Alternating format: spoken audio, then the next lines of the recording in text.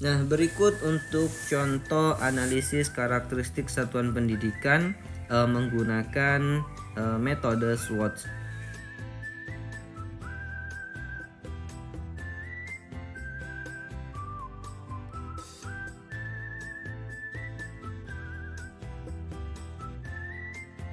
Baik, sesi kali ini kita akan membahas terkait tentang buku panduan pengembangan kurikulum satuan pendidikan.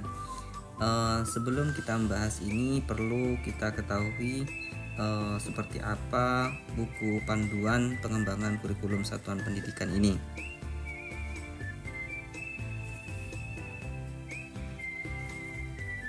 Baik, secara definisi buku panduan pengembangan kurikulum satuan pendidikan atau bisa disingkat dengan KSP merupakan dokumen untuk membantu satuan pendidikan dalam mengembangkan kurikulumnya. Jadi buku panduan ini adalah merupakan panduan dalam menyusun atau mengembangkan suatu kurikulum dalam satuan pendidikan.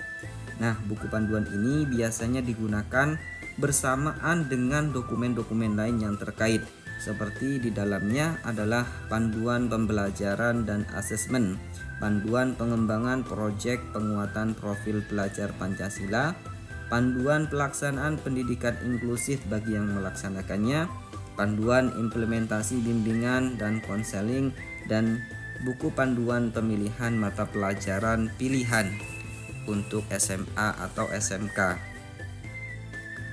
Poin keempat di sini merupakan memahami pengembangan kurikulum satuan pendidikan. Jadi buku panduan ini bisa dipakai ketika 3 langkah sebelumnya itu sudah dipelajari atau dikuasai. Yang pertama adalah memahami garis besar kurikulum merdeka.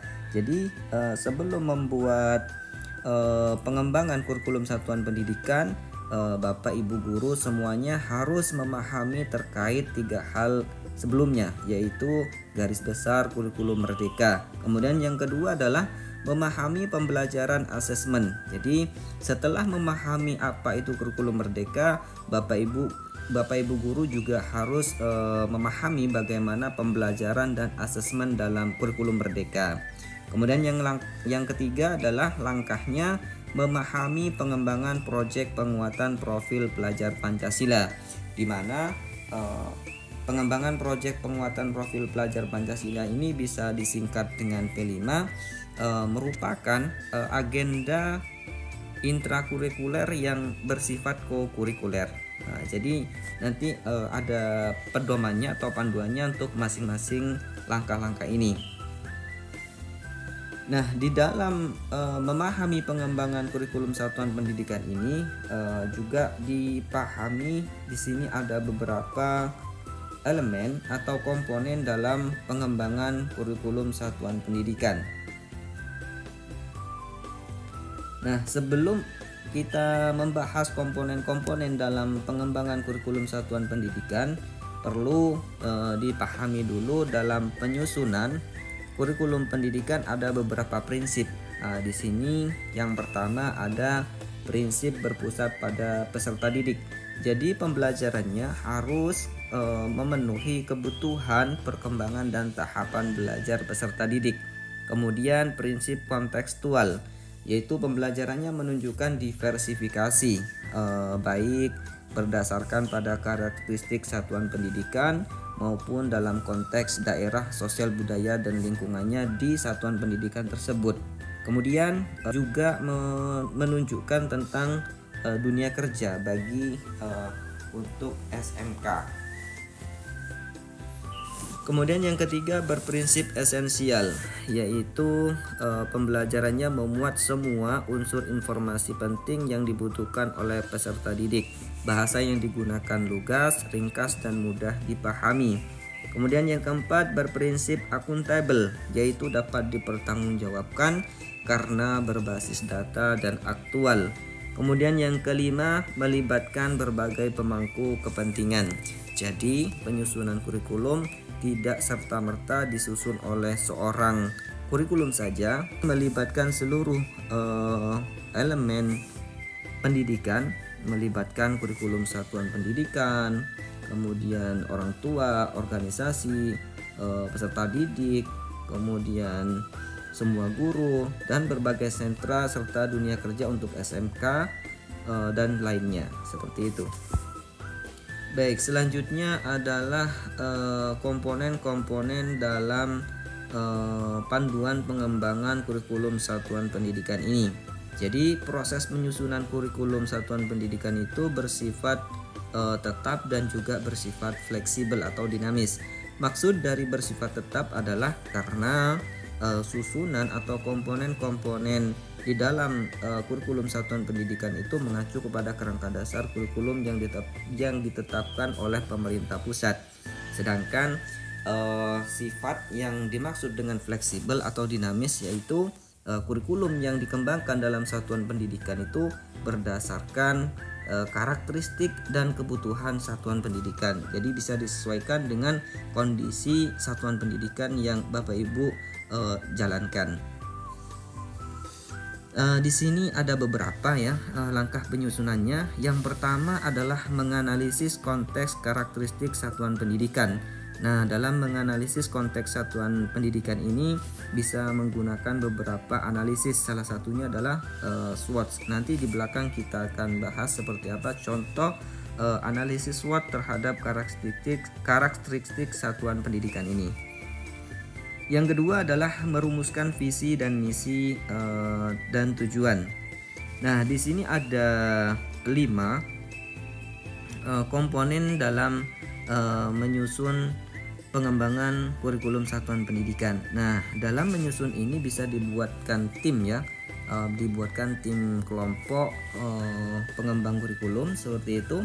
Kemudian nanti bisa dibagi beberapa kelompok atau beberapa komponen itu dikerjakan bersama seperti itu, sehingga pendistribusian pengerjaan ini bisa dilaksanakan secara maksimal. Misalkan komponen 1 dan 2 dikerjakan oleh kelompok yang terdiri dari kepala sekolah, komite, kemudian kalau itu swasta bisa yayasan, kesiswaan dan seterusnya. Kemudian kelompok yang kedua misalkan komponen 3, komponen 4 dan 5 dikerjakan oleh para guru, kemudian pengawas sekolah atau bidang kurikulum, kajur dan seterusnya seperti itu. Jadi yang ketiga itu adalah menentukan jangka pendeknya, sedangkan jangka panjang tadi bisa diselesaikan oleh pihak-pihak yang menginginkan atau memiliki tujuan jangka panjang, sedangkan jangka pendek yaitu bagian dari jangka panjang itu. Yang ketiga adalah di sini menentukan pengorganisasian pembelajaran. Jadi seperti apa metode pembelajarannya, model blok atau tematik dan seterusnya. Kemudian di sini juga struktur kurikulum juga dibahas, termasuk pembagian alokasi waktu P5. Kemudian yang kelima adalah menyusun rencana pembelajaran. Nah, di sini termasuk RPP dan juga modul ajar di dalamnya. Kemudian yang kelima adalah merancang evaluasi bagi yang sudah menjalankan kurikulum Merdeka. Kemudian pengembangan profesional dan pendampingan. Nah, seperti apa penjelasan masing-masing komponen ini akan dibahas di halaman setelahnya, yaitu halaman 12. Nah, ini benar. Jadi karakteristik satuan pendidikan itu akan menunjukkan atau diperoleh gambaran mengenai karakteristik satuan pendidikan. Baik termasuk di sini informasi terkait peserta didik, kemudian pendidiknya, tenaga kependidikan, sarana dan prasarana yang ada di satuan pendidikan Bapak Ibu laksanakan, dan juga kondisi sosial budaya lingkungan di sana. Jadi dalam karakteristik satuan pendidikan juga bisa ditambahkan nanti kondisi internal satuan pendidikan menggunakan analisis SWOT.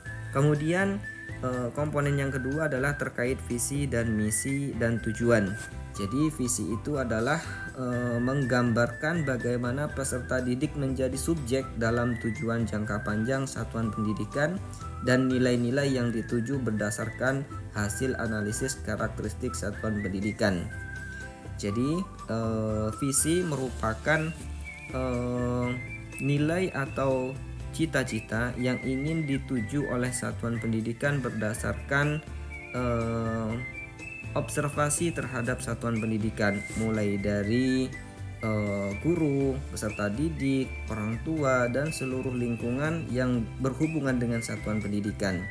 Itu menjadi suatu kalimat yang menjadi cita-cita atau impian dari satuan pendidikan.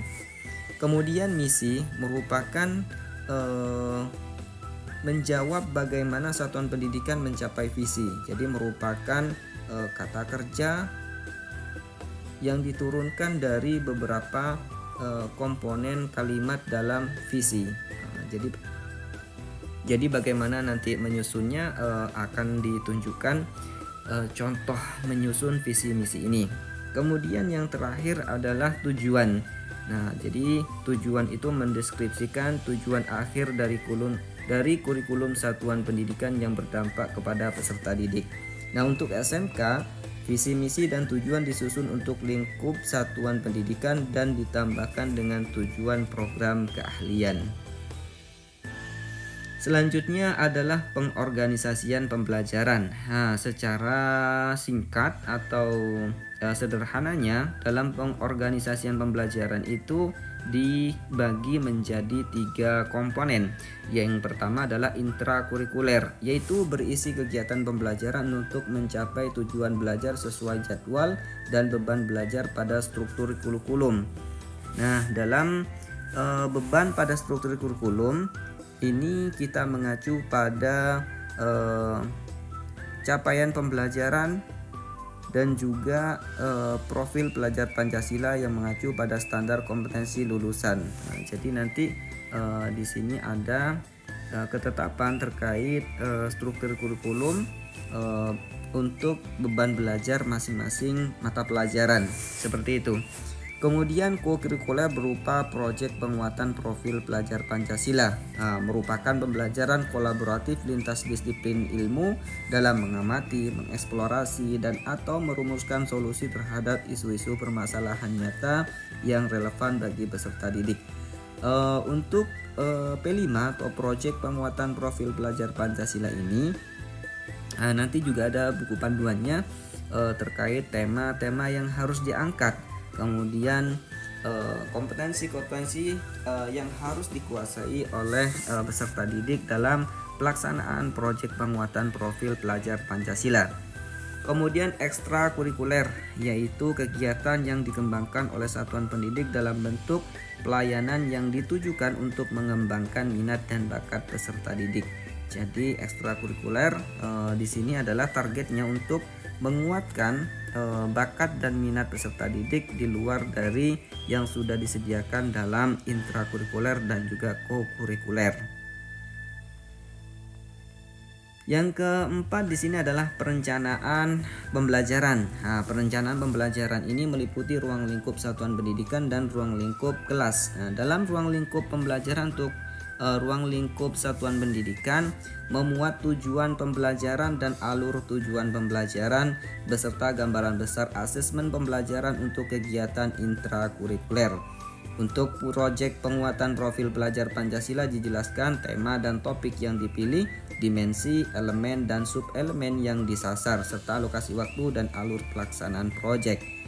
Jadi nanti dalam perencanaan pembelajaran ini dalam lingkup satuan pendidikan akan disusun secara sistematis bagaimana dalam menyusun alur tujuan pembelajaran dan juga modul proyek P5. Yang kedua adalah rencana pembelajaran untuk ruang lingkup kelas, seperti menyusun rencana pembelajaran RPP atau modul ajar. Nah, berikut untuk contoh analisis karakteristik satuan pendidikan menggunakan metode SWOT. Jadi SWOT itu merupakan metode untuk mengetahui kekuatan internal, kemudian kelemahan secara internal. Nah, jadi misalkan kekuatan secara internal, situasi atau kondisi yang merupakan kekuatan yang dimiliki satuan pendidikan yang bisa memberikan pengaruh positif pada saat ini ataupun di masa yang akan datang. Contohnya contoh pertanyaan yang bisa dipakai adalah kekuatan atau kelebihan apa yang dimiliki satuan pendidikan. Nah, misalkan merupakan sekolah unggulan atau merupakan sekolah yang didukung oleh masyarakat sekitar, kayak gitu. Apa yang membuat satuan pendidikan lebih baik dari satuan pendidikan yang lainnya, dan seterusnya. Jadi bisa dibuatkan di sini beberapa analisis atau pertanyaan terkait kekuatan internal dari satuan pendidikan. Kemudian kelemahan dari satuan pendidikan, yaitu situasi atau kondisi yang merupakan kelemahan yang dimiliki satuan pendidikan yang bisa memberikan pengaruh negatif pada saat ini ataupun di masa yang akan datang. Contoh pertanyaannya adalah apa yang belum berjalan dengan baik dalam satuan pendidikan ini. Misalkan hubungan antara satuan pendidikan dengan lingkungan sekitar atau warga sekitar dan seterusnya. Atau mungkin apa saja kebutuhan peserta didik, pendidik, dan tenaga kependidikan yang belum terpenuhi di satuan pendidikan. Misalkan sarana dan prasarana kelas pembelajaran kayak gitu dan seterusnya. Kemudian dari lingkup eksternal, di sini kita akan mencari peluang atau opportunity-nya serta ancamannya atau threat. Nah, jadi peluang itu merupakan situasi atau kondisi yang merupakan kesempatan di luar satuan pendidikan yang bisa memberikan peluang untuk berkembangnya di kemudian hari. Ya, contoh pertanyaannya adalah apa sumber daya dari lingkungan sekitar yang dapat dimanfaatkan oleh satuan pendidikan dalam proses belajar, atau apa saja perkembangan pola pikir orang tua yang bisa membantu satuan pendidikan mengembangkan kompetensi peserta didik dengan lebih optimal. Adapun ancaman merupakan tantangan apa saja yang mungkin akan dihadapi satuan pendidikan yang bisa menghambat laju perkembangan satuan pendidikan. Contoh pertanyaannya adalah hambatan apa saja yang sedang dihadapi sekarang, atau adakah perubahan peraturan pemerintah yang akan berdampak bagi perkembangan satuan pendidikan. Nah, jadi di sini analisis SWOT merupakan analisis tentang kondisi internal dan eksternal dari satuan pendidik. Nah, selanjutnya merupakan contoh pembuatan visi, misi, dan tujuan satuan pendidikan. Jadi visi dan misi perlu dikomunikasikan dengan jelas kepada seluruh warga satuan pendidikan untuk membantu mereka memahami dampak peran masing-masing terhadap pencapaian visi satuan pendidikan. Nah, contoh membuat konsep visi. Jadi di sini ada beberapa langkah ya untuk melakukan atau membuat visi suatu satuan pendidikan. Yang pertama, bisa lakukan wawancara atau survei terhadap peserta didik, pendidik, dan tenaga kependidikan dan orang tua untuk mendapatkan informasi sebagai bahan diskusi. Yang kedua, dari jawaban mereka, buatlah keterkaitan atau benang merah. Yang ketiga adalah letakkan jawaban-jawaban ketiga kelompok tersebut sehingga semuanya terlihat. Kemudian yang keempat, telisik persamaan dan perbedaannya. Kumpulkan sebanyak mungkin persamaannya. Kumpulan persamaan ini mempresentasikan harapan bersama warga satuan pendidikan. Yang selanjutnya adalah bahas perbedaan yang ditemukan. Apa saja kemungkinan yang membuat perbedaan tersebut. Kemudian apa kaitannya dengan persamaan yang ditemukan. Selanjutnya adalah mengubah kesimpulan yang didapat menjadi kalimat visi. Kemudian menentukan komponen utama visi yang diturunkan menjadi indikator pencapaian visi. Nah, di sini ada beberapa pertanyaan ya untuk masing-masing komponen dalam melakukan wawancara tadi. Nah, misalkan untuk komponen peserta didik. Nah, jadi pertanyaannya adalah apa kebutuhan yang ingin dipenuhi di satuan pendidikan. Kemudian satuan pendidikan seperti apa yang kamu inginkan. Kemudian, hal apa yang paling ingin didapat atau dipelajari, dikuasai di satuan pendidikan ini? Atau apa yang paling penting bagi kamu di satuan pendidikan? Itu merupakan contoh-contoh pertanyaan untuk peserta didik. Kemudian di sini juga ada pertanyaan untuk pendidik dan tenaga kependidikan serta untuk orang tua. Misalkan untuk orang tua, pertanyaannya, mengapa memilih satuan pendidikan ini? Atau apa harapannya terhadap satuan pendidikan? Atau misalnya juga pribadi peserta didik seperti apa yang diharapkan? Atau kalau bisa menentukan hal paling penting yang perlu dipelajari di satuan pendidikan, apakah itu? Jadi di sini dilibatkan orang tua dengan kenapa memilih satuan pendidikan itu untuk putra-putrinya. Kemudian untuk pendidik dan tenaga kependidikan, pertanyaannya bisa berupa, mengapa memilih profesi sebagai pendidik atau bekerja di satuan pendidikan? Apa yang ingin dicapai? Atau apa harapan bagi peserta didik yang ada di satuan pendidikan ini jika mereka keluar atau lulus, ingin mereka jadi individu seperti apa? Atau mungkin apa nilai-nilai yang Anda percayai, bagaimana menanamkan itu pada peserta didik, apa perubahan diri yang diharapkan terjadi.